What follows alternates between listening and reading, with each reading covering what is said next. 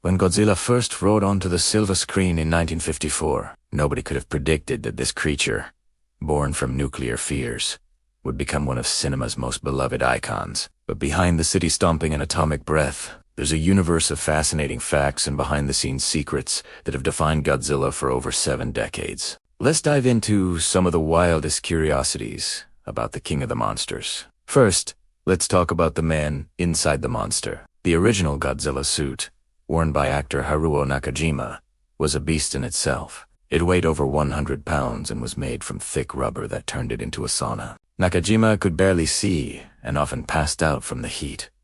Yet, his performance was legendary. He created Godzilla's slow, deliberate, and powerful walk, giving the monster a personality that set the standard for every actor who followed. And what about that iconic roar?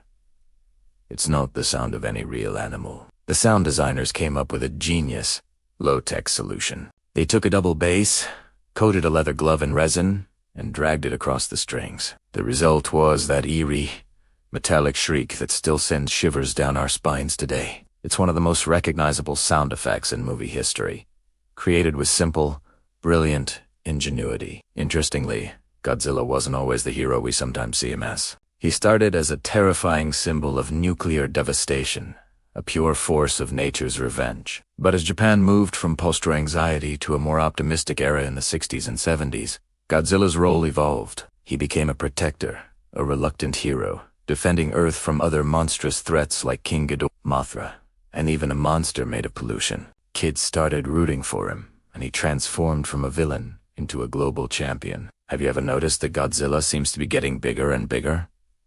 Well, you're right. In his first film, he was about 50 meters tall, just high enough to peer over the tallest buildings in 1950s Tokyo. But as cities grew, so did he. To keep him intimidating, filmmakers stretched him to over 100 meters, and in recent films, he is even tighter. His growth literally mirrors the changing skyline and the ever-expanding scale of blockbuster movies. His design has also changed countless times. Sometimes he looks more like a classic dinosaur.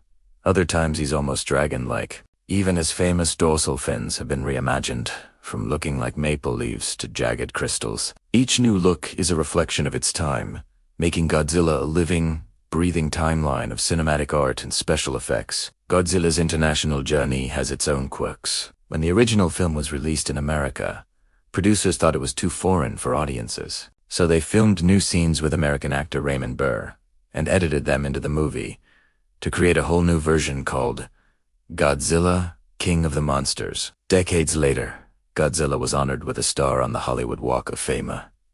Huge achievement for a non-human character. And remember that 1998 American Godzilla that everyone loves to hate. The one that looked like a giant iguana? Toho, the original studio, later officially renamed that creature Zilla, and even had their Godzilla defeated in a movie.